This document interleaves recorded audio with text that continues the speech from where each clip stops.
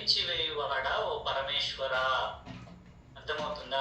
So మనం హరి ఓం అని పక్కన వాళ్ళని గ్రీట్ చేస్తున్నాము అంటే దాని అర్థం ఏంటి? భగవంతుడు మీ పాపాలని క్షమించి మీకు ఏదైనా చెడు ఉంటే అది తీసివేయుగాక అని మనం విష్ చేస్తూ ఉన్నాం. మనం ఏమంటాం? గుడ్ ఈవినింగ్, గుడ్ మార్నింగ్ అంటావా? మార్నింగ్ అనొచ్చు కదా, గుడ్ అని ఎందుకన్నాం?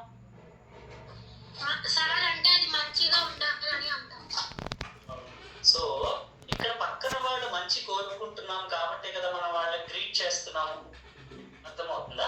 సో పక్కన వాళ్ళ మంచి కోరుకుంటూ మనం ఏం చేస్తున్నాం? Good morning, good afternoon, good evening, good night అని చెప్తూ ఉన్నాం.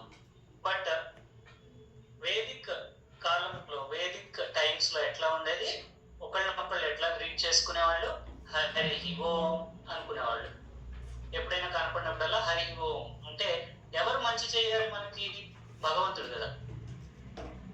సో భగవంతుడు మీపై దయ చూపించుగాక అని మనం వాళ్ళకి విష్ చేస్తున్నాం. వాళ్ళు ఏం చెప్తారు మనకి?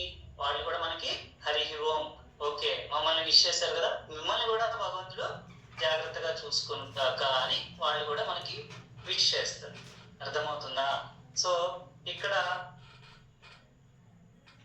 భగవంతుడి కంట్రోల్లోనే అన్ని ఉంటాయి కాబట్టి మనలో ఉన్నటువంటి పాపాలని, చెడులని తీసివేయగలిగిన వాడు భగవంతుడు కాబట్టి మనం ఏం చేస్తున్నాం? పక్కన వాళ్ళ కోసం షార్ట్ చిన్నగా ప్రేయర్ లాగా అనమాట.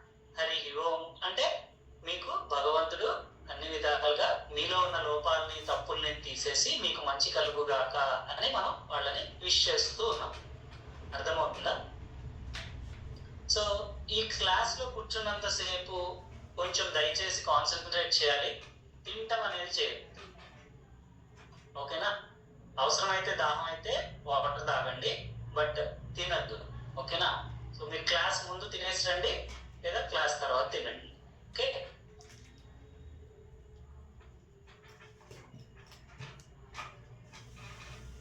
సో ఇక్కడ ఏమన్నా? హరి ఓం సహనాభవతు.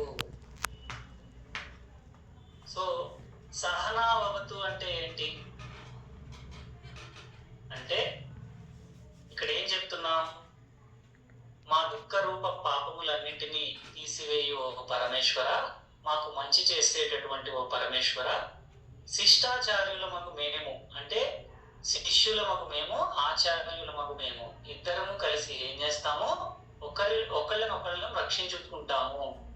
అర్థమవుతుందా? సహనాభవతు అంటే కలిసి ఉంటాము. ఎప్పుడు కూడా శిష్యులు, ఆచార్యులు అయినటువంటి మేమందరము కూడా ఏం చేస్తాము? మేము ఎప్పుడు కూడా కలిసి ఉంటాము. అర్థమవుతుందా? సహనౌ భునక్తు అంటే ఏంటి?